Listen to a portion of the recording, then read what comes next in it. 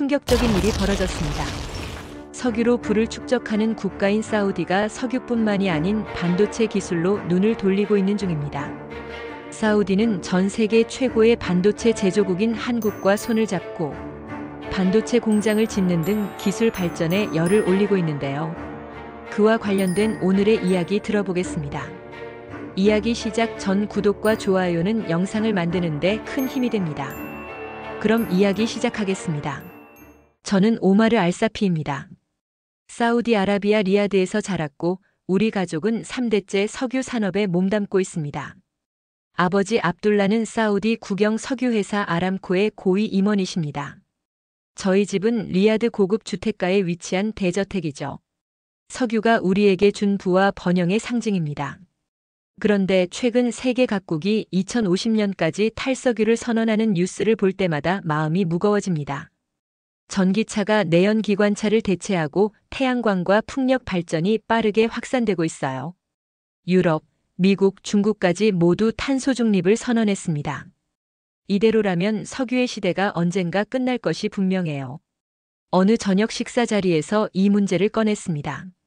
식탁에는 아버지와 어머니 그리고 여동생 리나가 함께했죠. 아버지, 석유가 끝나면 우리나라는 어떻게 될까요? 제 목소리에는 진심 어린 걱정이 묻어 있었습니다. 아버지는 와인 잔을 내려놓으며 자신감 있게 말씀하셨어요. 그의 눈빛은 확신으로 가득했습니다. 오마르, 걱정할 필요 없다. 사우디는 세계 최대 석유 보유국이야. 석유가 완전히 사라지기까지는 최소 50년은 더 걸릴 거다. 그때면 우리는 이미 은퇴했을 테니 변화를 두려워할 필요가 없어. 아버지의 말씀은 확신에 차 있었지만 저는 동의할 수 없었습니다. 50년 후면 제 나이 78세, 아직 살아있을 나이죠. 그리고 더 중요한 건 제 자녀들과 그 다음 세대는 어떻게 살아갈 것인가 하는 점입니다. 테이블 위에 크리스탈 유리잔을 바라보며 생각에 잠겼습니다. 여동생 리나가 제 생각에 힘을 실어줬습니다. 대학에서 환경공학을 전공하는 26살 리나는 항상 미래지향적인 생각을 가진 사람이었죠. 오빠 말이 맞아요, 아버지. 한국을 봐요. 60년 전만 해도 가난한 나라였지만 지금은 반도체와 기술로 세계를 이끌고 있잖아요. 삼성, SK 하이닉스 같은 기업들이 세계 반도체 시장을 지배하고 있어요. 우리도 변해야 해요. 아버지의 표정이 굳어졌습니다. 석유 산업은 그에게 단순한 직업이 아니라 자부심이자 정체성이니까요. 식탁에 무거운 침묵이 내려앉았지만 저는 계속 말했습니다. 사우디도 변할 수 있을 거예요. 우리에겐 풍부한 자금이 있고 이제 필요한 건 비전과 결단뿐입니다. 지금 투자하지 않으면 나중에 너무 늦을 수도 있어요. 아버지는 포크를 내려놓고 무거운 한숨을 내쉬었습니다. 이런 대화는 식사 후에 하자꾸나. 그날 밤 침대에 누워 천장을 바라보며 생각했습니다. 정말 사우디도 변할 수 있을까? 석유 없이도 번영할 수 있을까? 그리고 그 변화의 중심에 내가 설 수 있을까? 이런 질문들이 머릿속을 맴돌았습니다. 잠을 이룰 수 없어 밤새 인터넷을 검색했습니다. 경제 전환에 성공한 국가들의 사례를 찾았죠. 그리고 놀라운 사실을 발견했습니다. 사우디 정부가 이미 비전 2030이라는 경제 다각화 프로젝트를 준비 중이라는 소식이었어요. 석유에 의존하는 경제를 벗어나 AI, 반도체, 신재생 에너지 등으로 다각화하는 계획이었습니다. 그 순간 가슴이 뛰었습니다. 이건 단순한 정책이 아니라 우리나라의 미래를 바꿀 대변혁이었죠. 컴퓨터 화면을 바라보며 가능성을 상상하기 시작했습니다. 며칠 후 무함마드 빈 살만 왕세자가 리야드의 대형 컨퍼런스 센터에서 비전 2030을 공식 발표했습니다. 왕세자의 목소리는 확신에 차 있었습니다. 우리는 석유에만 의존하는 경제에서 벗어나야 합니다. 사우디의 미래는 석유가 아닌 기술과 혁신에 있습니다. 이를 위해 세계 최고의 기술 국가들과 협력할 것입니다. 국민들의 반응은 엇갈렸습니다. 젊은 세대는 환호했지만 기존 석유 산업계는 불안해했죠. 저희 집 거실에서도 TV로 이 발표를 지켜보던 아버지는 리모컨으로 TV를 끄며 분노를 감추지 못했습니다. 어리석은 결정이야. 석유로 번 돈을 엉뚱한 데 쓰겠다니. 이건 모험이 아니라 도박이다. 하지만 제게는 희망의 메시지였습니다. 드디어 국가적 차원에서 변화가 시작된 것이니까요. 왕세자의 결단력 있는 모습에 감명받았습니다. 다음 날 더 놀라운 소식이 뉴스를 통해 전해졌습니다. 사우디 정부가 한국과 손을 잡고 기술 협력을 추진한다는 발표였죠. 삼성과 SK가 반도체 산업을 지원하고 LG와 네이버는 AI와 스마트 도시 건설에 참여하며 현대와 두산은 신재생 에너지와 수소 인프라 구축을 돕기로 했습니다. 한국의 첨단 기술과 사우디의 자본이 만나는 역사적인 순간이었습니다. 여동생 리나는 나의 어깨를 흔들며 흥분한 목소리로 물었습니다. 오빠, 이게 정말 가능할까? 사우디가 반도체 강국이 될 수 있을까? 저는 확신에 찬 목소리로 대답했습니다. 물론이지. 한국도 처음부터 반도체 강국이 아니었어. 70년대만 해도 가난한 나라였지만 지금은 세계 최고의 반도체를 만들고 있잖아. 우리에겐 그들보다 더 많은 자원이 있어. 왕세자의 발표 이후 저는 계속해서 한국의 기술 발전에 대한 자료를 찾아보았습니다.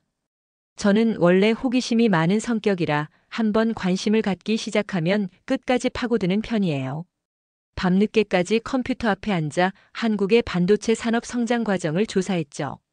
제 침실은 항상 정리정돈이 잘 되어 있지만 그날만큼은 침대 위에 자료들이 어지럽게 널브러져 있었습니다.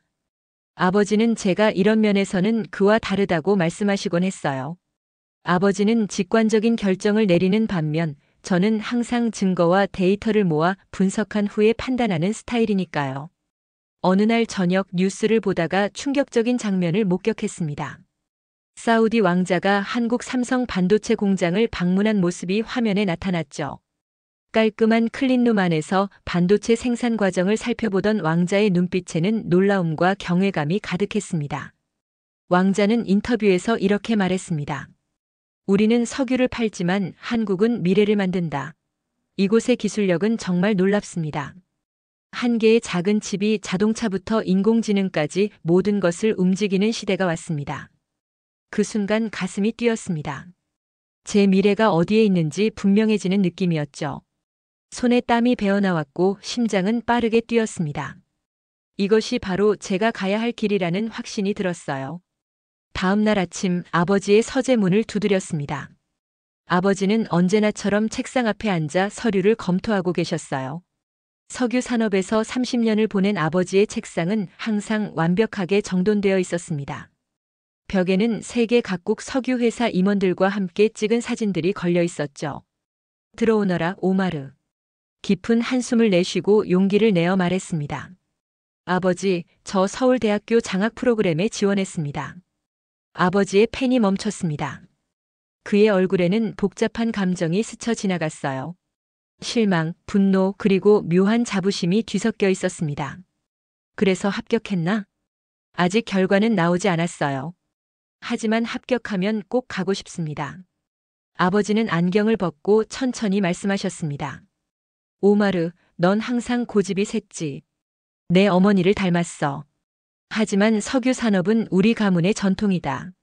내 할아버지도 나도 이 길을 걸었다.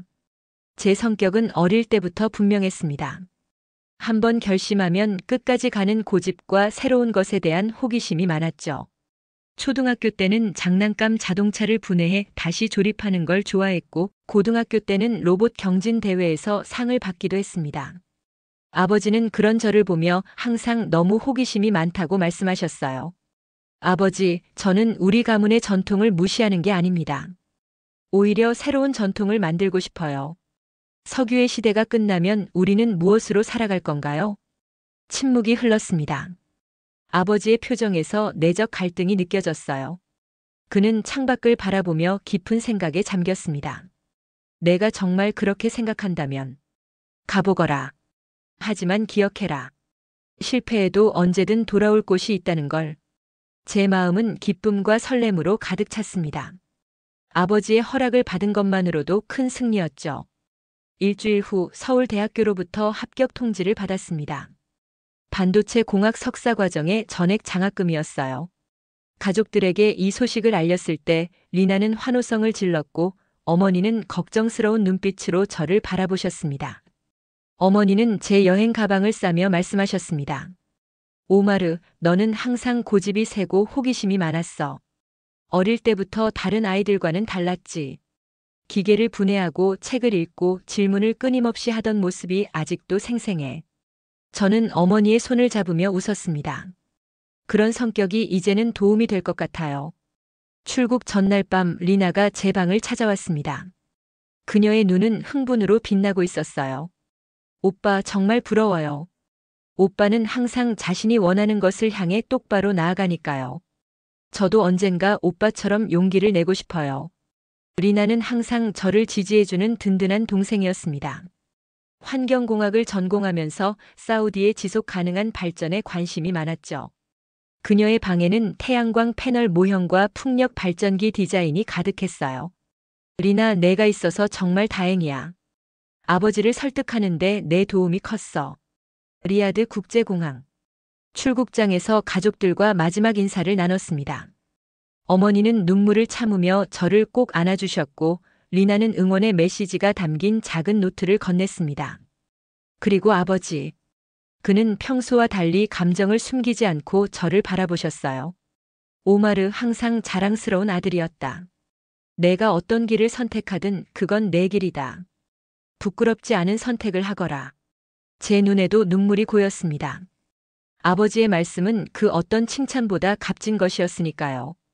비행기에 오르며 창밖으로 리야드의 풍경을 바라봤습니다. 황금빛 사막과 현대적인 고층 빌딩이 공존하는 도시, 제가 나고 자란 곳이자 언젠가 더 나은 모습으로 돌아올 곳이었죠. 사우디의 미래를 위해 반드시 성공해야 해. 비행기가 이륙하며 제 마음속에는 결연한 의지가 자리 잡았습니다. 이것은 단순한 유학이 아니라 우리나라의 미래를 위한 첫걸음이었으니까요. 낯선 나라로 향하는 비행기 안에서 설렘과 두려움이 교차했지만 제 성격답게 이미 한국에서의 계획을 세우기 시작했습니다. 서울행 비행기 안에서 한국어 기초문구를 공부하며 새로운 모험을 향한 첫 발을 내디뎠습니다. 인천국제공항에 발을 내딛는 순간 다른 세계에 들어선 듯한 기분이 들었습니다. 사우디의 공항도 현대적이지만 이곳은 완전히 달랐어요. 입국 심사대에서는 얼굴 인식 시스템이 순식간에 제 신원을 확인했고 수함을 찾는 과정도 자동화되어 있었죠. 이게 바로 기술 강국의 모습인가.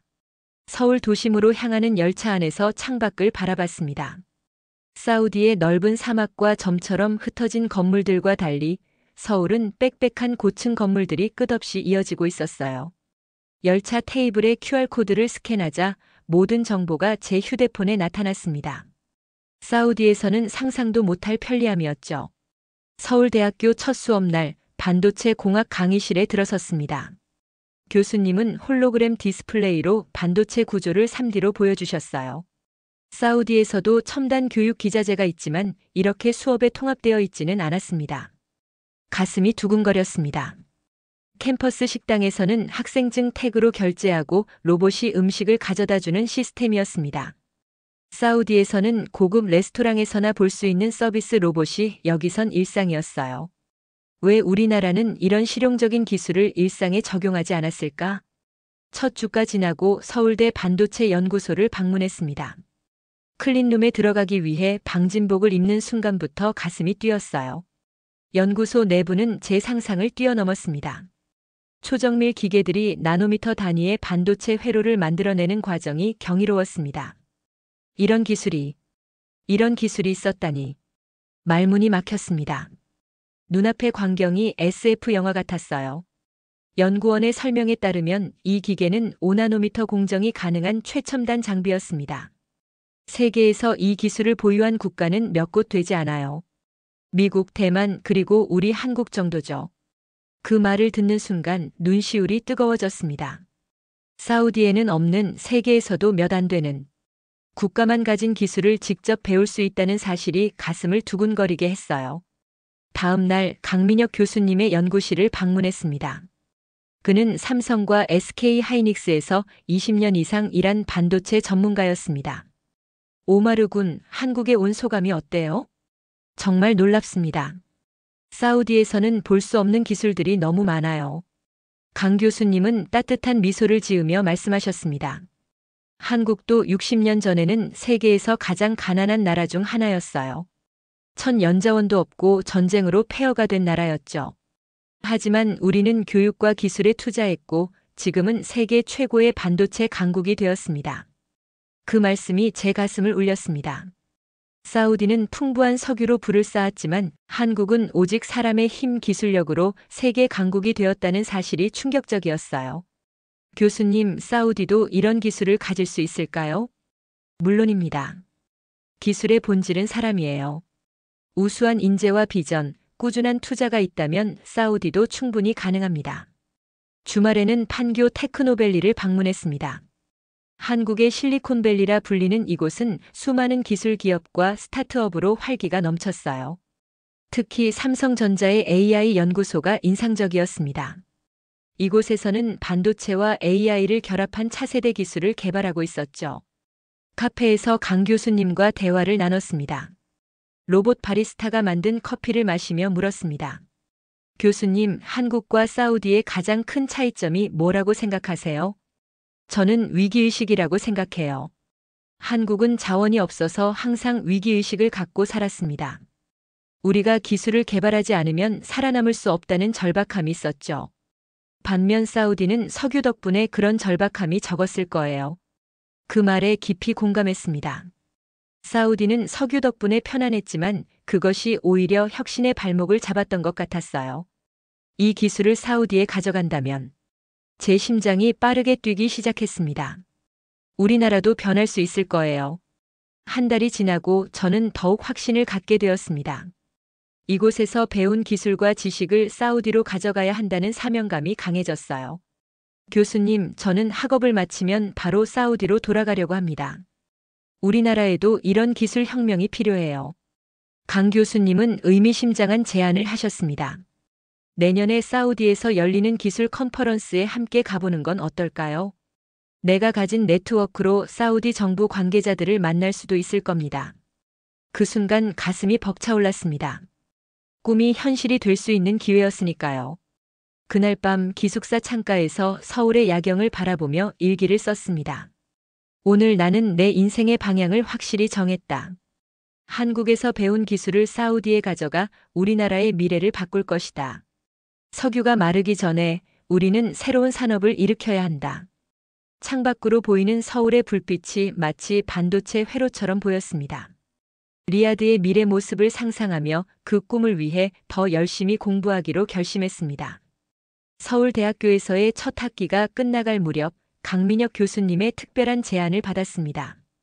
오마르 군, 이번 주말에 화성에 있는 삼성 반도체 공장을 견학하러 가지 않겠나?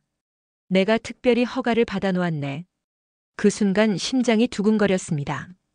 세계 최고의 반도체 공장을 직접 볼 수 있다니. 사우디에서는 상상도 못할 기회였죠. 정말요? 꼭 가고 싶습니다. 토요일 아침 강 교수님과 함께 화성으로 향했습니다. 차 안에서 교수님은 자신의 이야기를 들려주셨어요. 난 1978년생이네. 어린 시절 한국은 정말 가난했어. 미국에서 중고옷이 담긴 구호품을 받던 시절이었지. 그때 누가 한국이 세계 최고의 반도체 강국이 될 거라고 상상이나 했겠나? 그 말씀에 깊은 인상을 받았습니다. 불과 45년 만에 원조를 받던 나라에서 세계를 이끄는 기술 강국으로 변모한 것이죠. 어떻게 그런 변화가 가능했을까요? 교수님은 창밖을 바라보며 대답하셨습니다. 절박함이었네. 우리에겐 석유도 천연자원도 없었으니까. 오직 사람의 힘으로 일어서야 했어. 그래서 교육에 미친 듯이 투자했고 반도체 같은 첨단 기술을 선택했지. 화성에 도착해 삼성 반도체 공장으로 들어서는 순간 숨이 멎는 듯 했습니다. 외부에서 봐도 그 규모가 압도적이었어요. 입구에 서 있는 첨단 보안 시스템부터 사우디에서는 본 적 없는 수준이었습니다. 이게 정말 공장이 맞나요? 우주 정거장 같은데요. 강 교수님이 웃으며 말했습니다. 여긴 그냥 공장이 아니라 반도체 제조의 성지야. 미국도 따라오지 못하는 최첨단 시설이지. 클린룸으로 들어가기 전 완벽한 방진복으로 갈아입었습니다. 머리카락 한 올, 먼지 하나 허용되지 않는 공간이었죠. 방진복을 입은 제 모습이 낯설었지만 가슴은 흥분으로 가득 찼습니다. 이 안에서는 말소리도 조심해야 해. 진동이 반도체 제조에 영향을 줄 수 있거든. 클린룸 내부에 들어서자 현실과 분리된 듯한 느낌이 들었습니다. 초정밀 장비들이 한치의 오차도 없이 작동하고 있었고 수많은 엔지니어들이 컴퓨터 모니터 앞에서 데이터를 분석하고 있었죠.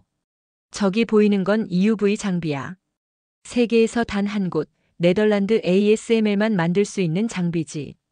한 대에 3천억 원이 넘어. 그런데 삼성은 이걸 30대 이상 보유하고 있어. 입이 다물어지지 않았습니다. 3천억 원이라면 사우디의 중소 석유회사 하나를 살 수 있는 금액이었어요. 그런데 미국은 왜 이런 기술을 따라오지 못하나요? 강 교수님의 눈이 빛났습니다.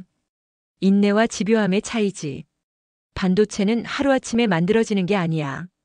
수십 년간 실패를 거듭하며 조금씩 발전시켜온 기술이거든. 미국은 성급해. 빠른 성공과 수익을 원하지. 하지만 한국은 달랐어. 초기에는 적자를 보더라도 꾸준히 투자했고 그게 지금의 결실로 이어진 거야. 공장 견학이 끝나고 다음으로 삼성의 AI 연구소로 향했습니다. 그곳에서 본 기술은 더욱 놀라웠어요. 인공지능이 반도체 설계를 최적화하고 불량품을 찾아내는 시스템이 가동되고 있었습니다. 여기서는 AI가 다음 세대 반도체를 설계하는 데 참여해. 인간의 직관과 AI의 계산 능력이 결합되면 상상도 못한 혁신이 가능해지지. 연구소의 한 엔지니어가 미국과 한국의 기술 격차에 대해 설명해 주었습니다. 미국이 소프트웨어와 설계에서 앞서 있다면 한국은 실제 제조와 수율 관리에서 세계 최고예요. 이론보다 실전에 강한 거죠. 견학을 마치고 돌아오는 길 머릿속은 온통 새로운 아이디어로 가득 찼습니다. 이 기술을 사우디에 가져간다면? 생각만 해도 가슴이 뛰었어요. 교수님, 이런 기술을 사우디에 도입하는 것이 가능할까요? 강 교수님은 잠시 생각하시더니 대답하셨습니다. 당연히 가능해. 사우디에는 우리보다 훨씬 풍부한 자본이 있잖아. 필요한 건 올바른 비전과 인재, 그리고 장기적인 투자지. 내가 그 시작점이 될 수 있을 거야. 그날 밤 기숙사 방에서 노트북을 펼쳤습니다. 사우디 최초의 반도체 공장을 세우기 위한 계획을 세우기 시작했죠. 수십 번 수정하고 다듬었지만 흥분된 마음은 가라앉지 않았습니다. 창밖으로 보이는 서울의 불빛이 더욱 밝게 느껴졌어요. 그 빛 하나하나가 반도체로 작동하는 기술의 상징 같았습니다. 나는 반드시 이 기술을 사우디에 가져갈 거야. 석유가 마르기 전에 우리도 기술 강국이 될 수 있어. 그 순간 마음속에 확고한 결심이 자리 잡았습니다. 학업을 마치고 사우디로 돌아가 새로운 미래를 열어갈 첫 번째 사람이 되겠다는 결심이었죠. 리야드 국제공항에 발을 딛는 순간 뜨거운 사막 공기가 저를 반겼습니다. 한국에서의 인연이 저를 완전히 다른 사람으로 만들어 놓았어요. 가방 속에는 사우디의 미래를 바꿀 계획서가 들어 있었습니다. 여동생 리나가 공항 출구에서 저를 기다리고 있었고 왕세자 경제비서관과의 미팅이 3일 후로 확정됐다는 소식을 전해줬습니다. 차에 올라타며 주변을 살폈습니다. 직감적으로 무언가 달라진 게 느껴졌어요. 리야드의 고층 빌딩들은 여전히 화려했지만 그 사이의 긴장감은 전에 없던 것이었습니다. 리나의 말에 따르면 제가 없는 동안 전통주의자들의 목소리가 더 커졌고 비전 2030에 반대하는 세력이 조직화되고 있다고 했습니다. 특히 석유산업 고위층들이 적극적으로 움직이고 있다는 소식이었죠. 집에 도착하자 아버지가 현관에서 기다리고 계셨습니다. 그의 눈빛은 복잡했어요. 기쁨과 걱정이 뒤섞여 있었죠. 아버지의 서재로 들어가 문을 닫고 이야기를 나눴습니다. 제가 준비한 계획에 내부 반대 세력이 강하게 조직화되고 있다는 경고였어요. 특히 옛 친구 알리의 아버지가 주도하고 있을 가능성이 높다고 했습니다. 그들은 석유 이외의 산업이 발전하는 것을 원하지 않는다는 것이었죠. 그날 밤 완성된 프레젠테이션 자료를 마지막으로 점검했습니다. 사우디 최초의 반도체 공장 프로젝트는 제 인생의 가장 중요한 도전이었습니다. 창문 너머로 리야드의 불빛이 반짝였고 이 도시의 미래가 제 손에 달려있다는 생각에 어깨가 무거웠어요. 새벽 3시 갑작스러운 소음에 눈을 떴습니다. 창문 쪽에서 들리는 이상한 소리에 재빨리 일어나 불을 켰지만 아무것도 보이지 않았어요. 다시 노트북을 열어 자료를 확인하려는 순간 화면이 검게 변했습니다. 심장이 멎는 듯한 느낌이 들었어요. 노트북이 해킹당한 것일까요? 손이 떨리기 시작했고 급히 백업 USB를 찾았지만 서랍 안에 있어야 할 USB가 사라져 있었습니다. 숨이 가빠졌고 등줄기에 식은땀이 흘렀어요. 누군가 제 방에 침입해 모든 자료를 훔쳐간 것이 분명했습니다. 공포와 분노가 동시에 밀려왔어요. 밤새 복구할 수 있는 자료를 최대한 모았지만 완벽하지 않았습니다. 다음 날 아침 비서관과의 미팅 장소로 향하는 차 안에서 마음은 더욱 초조해졌습니다. 리나와 함께 가면서 이것이 단순한 도난이 아니라 의도적인 방해라는 확신을 나눴어요. 미팅을 연기할까 고민했지만 우리나라의 미래가 걸린 일이기에 물러설 수 없었습니다. 정부 청사에 도착했을 때 로비에서 대학 시절 친구였던 알리를 마주쳤습니다. 그는 이제 미국 반도체 회사의 중동 지사장이 되어 있었어요. 알리도 같은 비서관을 만나러 왔다고 했습니다. 자신의 회사 프로젝트를 제안하려 한다는 말에 심장이 빠르게 뛰기 시작했어요. 우연의 일치일까요? 아니면 의도적인 방해일까요? 회의실로 들어서자 테이블 주변에 10여 명의 고위 관료들이 앉아 있었습니다. 모두의 시선이 저에게 꽂혔어요. 프레젠테이션을 시작하려는 순간 갑자기 빔 프로젝터가 꺼졌습니다. 기술자가 다가와 컴퓨터를 확인했고 바이러스 감염 때문이라고 했어요. 그의 눈빛이 이상했습니다. 마치 미리 계획된 듯한 느낌이었죠. 숨이 막혔습니다. 이건 분명 사보타주였어요. 회의실 안의 공기가 차갑게 변했고 참석자들 사이에서 수군거림이 시작되었습니다. 프레젠테이션 없이도 설명을 계속하려 했지만 비서관은 준비가 덜 됐다며 다음 기회를 제안했습니다. 회의는 그렇게 5분 만에 끝났어요. 로비로 나오는데 알리가 다가왔습니다. 그는 사우디가 아직 반도체 같은 첨단 산업을 감당할 준비가 안 됐다며 은근히 비웃는 듯한 말투로 이야기했어요. 그의 말투에서 승리의 기쁨이 느껴졌습니다. 그에게 직접적으로 물었지만 그는 가볍게 부인했습니다. 집으로 돌아오는 길 머릿속은 복잡했습니다. 모든 증거가 없어진 상황에서 어떻게 이 음모를 밝혀낼 수 있을까요? 현관문을 열자마자 아버지가 급히 다가왔고 제 백업 서버가 해킹당해 모든 데이터가 사라졌다는 소식을 전했습니다. 숨이 멎는 듯 했어요. 모든 증거, 모든 계획, 한국에서 가져온 모든 기술 자료가 사라진 것입니다. 단순한 방해가 아닌 조직적인 공격이라는 확신이 들었습니다. 아버지의 눈빛이 달라졌습니다. 평생 석유 산업에 몸담았던 그가 이제는 다른 결심을 한 듯 했어요. 그는 30년간의 경험에서 우러나온 통찰을 나눠주셨습니다. 누군가가 이렇게 필사적으로 막으려 한다는 것은 제 계획이 그만큼 위협적이라는 의미이며 제가 옳다는 증거라는 것이었습니다. 아버지는 포기하지 말라며 도울 방법을 찾겠다고 했어요. 그날 밤 창가에 서서 리야드의 밤하늘을 바라봤습니다. 별빛 아래 반짝이는 도시가 석유 없이도 빛날 수 있을까요? 제 꿈이 실현될 수 있을까요? 그때 전화가 울렸습니다. 한국에서 강민혁 교수님이 걸어온 전화였어요. 그는 소식을 들었다며 걱정 말라고 했습니다. 도울 방법이 있다는 그의 말에 새로운 용기가 생겼습니다. 이것은 끝이 아니라 진짜 시작이었습니다. 왕궁으로 향하는 차 안에서 제 손은 떨리고 있었습니다. 강민혁 교수님이 한국에서 긴급히 날아와 옆자리에 앉아 계셨어요. 창밖으로 리야드의 풍경이 지나가는 동안 머릿속은 오늘의 발표로 가득 차 있었습니다. 백업 서버 해킹 사건 이후 일주일간 밤새워 준비한 자료가 태블릿에 담겨 있었어요. 궁에 도착하자 엄격한 보안 검색이 있었습니다. 제 태블릿도 보안팀에게 넘겨졌고 다시 넘겨받을 때까지 가슴이 조여들었습니다. 또 누가 자료를 방해하지는 않을까 두려웠죠. 대기실에서 마지막으로 발표 내용을 정리했습니다. 이건 단순한 미팅이 아닌 사우디 역사상 가장 중요한 산업 전환의 순간이 될 수도 있는 자리였으니까요. 회의실 문이 열리자 고위 인사들과 테이블 상석에 앉아있는 무함마드 빈 살만 왕세자가 보였습니다. 그의 날카로운 눈빛에 가슴이 철렁 내려앉았어요. 알리와 그의 아버지도 참석해 있었습니다. 알리의 입가에는 미소가 걸려 있었지만 눈빛은 차가웠어요. 시작하시지요. 왕세자의 말씀에 앞으로 나섰습니다. 태블릿을 연결하고 심호흡을 했어요. 손가락이 떨렸지만 첫 버튼을 눌렀습니다.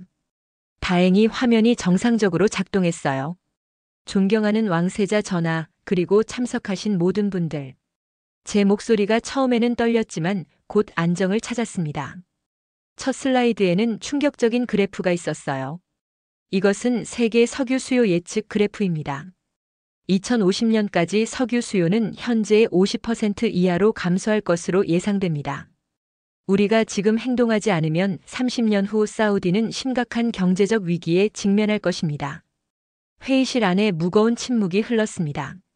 석유 산업 관계자들의 얼굴이 굳어졌지만 왕세자의 표정에서는 흥미가 엿보였어요. 이어서 반도체 산업의 성장 곡선을 보여주었습니다. 심장은 여전히 빠르게 뛰고 있었지만 이제 그것은 두려움이 아닌 열정 때문이었어요. 반면 반도체 시장은 2050년까지 10배 이상 성장할 것입니다. 인공지능, 자율주행차, 사물인터넷. 모든 첨단 기술의 핵심에는 반도체가 있습니다. 발표가 진행될수록 자신감이 생겼습니다. 한국의 성공 사례를 설명하고 강 교수님이 준비해온 최신 반도체 샘플을 참석자들에게 전달했어요. 이것이 5나노미터 공정으로 만들어진 최첨단 반도체입니다. 손톱만한 크기지만 그 안에는 수십억 개의 트랜지스터가 있습니다. 왕세자가 반도체를 손에 들고 유심히 살펴보았습니다. 그의 눈이 호기심으로 빛났어요. 전하, 사우디가 한국의 기술력과 협력한다면 10년 내에 중동 최초의 반도체 강국이 될 수 있습니다. 우리에게는 자본이 있고 한국에는 기술이 있습니다. 알리의 아버지가 끼어들었습니다. 이건 허황된 꿈입니다. 반도체 산업은 진입 장벽이 너무 높아요. 제 심장이 다시 빠르게 뛰기 시작했습니다. 침착하게 대답했어요. 맞습니다. 하지만 한국도 처음에는 그랬습니다. 1980년대만 해도 한국은 반도체 기술이 전혀 없었습니다. 하지만 과감한 투자와 인재 육성으로 30년 만에 세계 1위가 되었습니다. 강 교수님이 전문적인 설명을 보탰고 회의실 분위기가 바뀌기 시작했어요. 발표의 마지막에 구체적인 실행 계획을 제시했습니다. 사우디가 기술을 키우지 않으면 30년 후에는 빈국이 될 것입니다. 하지만 지금 결단한다면 우리는 석유 이후의 시대에도 세계를 선도할 수 있습니다. 마지막 슬라이드를 보여주고 발표를 마쳤습니다. 왕세자가 날카로운 질문들을 던졌고 저와 강 교수님은 최선을 다해 대답했어요. 30분간의 질의응답이 이어졌습니다. 마침내 질문이 끝났고 왕세자는 잠시 침묵한 후 참모들과 상의했습니다. 심장이 거의 멈출 것 같았어요. 오마르 알사피 강민혁 교수. 귀하들의 제안을 승인합니다. 사우디 최초의 반도체 연구소와 공장 설립을 위한 태스크포스를 즉시 구성하겠습니다. 순간 가슴이 벅차올랐습니다. 알리와 그의 아버지의 얼굴이 창백해졌어요. 다만 3년 안에 가시적인 결과가 없다면 프로젝트는 중단될 것입니다. 감사합니다, 전하. 반드시 성공시키겠습니다. 회의실을 나오는 순간 다리에 힘이 풀려 비틀거렸습니다. 강 교수님이 제 어깨를 잡아주었어요. 우리는 눈빛만으로 기쁨을 나눴습니다.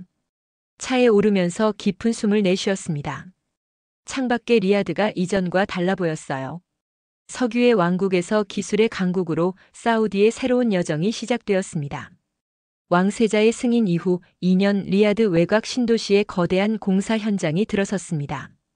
사우디 최초의 반도체 공장 건설 현장이었죠.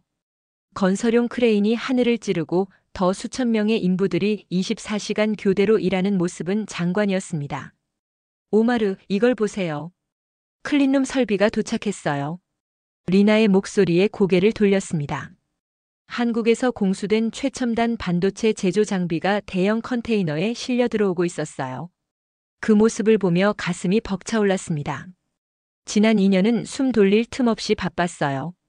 한국과 사우디를 오가며 기술 협력 협정을 맺고 인재를 모집하고 공장 설계를 완성했죠. 강민혁 교수님은 한국의 전문가 30명과 함께 사우디에 상주하며 프로젝트를 이끌었습니다. 가장 큰 변화는 사람들의 인식이었어요. 처음에는 회의적이던 많은 사우디 국민들이 이제는 응원하기 시작했습니다. 특히 젊은 세대의 지지가 뜨거웠어요. 오마르, 제가 반도체 공학과에 합격했어요. 이제 막 고등학교를 졸업한 사촌 동생 파리드가 합격 통지서를 들고 달려왔습니다. 왕세자의 승인 이후 사우디 국내 여러 대학의 반도체 관련 학과가 신설되었고 경쟁률이 치열했어요. 젊은이들에게 새로운 꿈이 생긴 것입니다.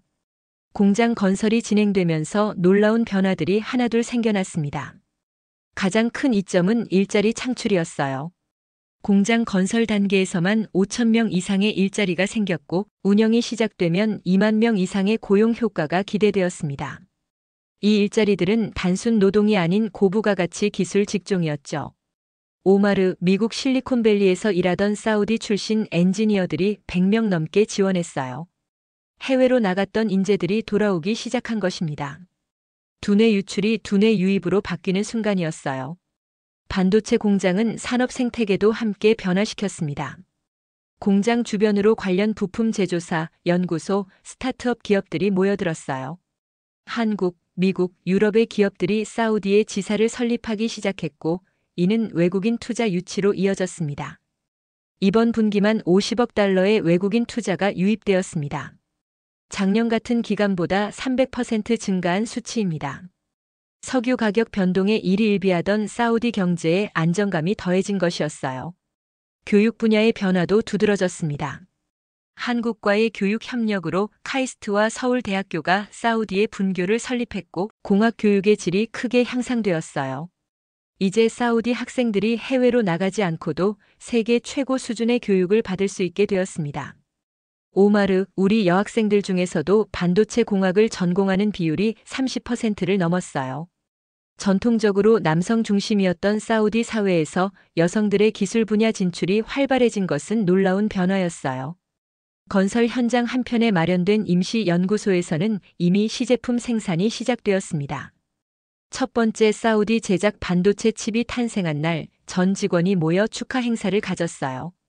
이것은 작은 칩이지만 사우디에게는 거대한 도약입니다. 물론 어려움도 있었습니다. 높은 기술 장벽과 인재 부족, 반도체 업계의 치열한 경쟁은 여전히 큰 도전이었어요. 하지만 사우디의 풍부한 자본력과 한국의 기술력이 결합하면서 이런 장벽들을 하나씩 극복해 나갔습니다. 특히 반도체 제조에 필수적인 초순수, 물 확보를 위해 대규모 해수 담수화 시설을 건설한 것은 획기적인 해결책이었죠.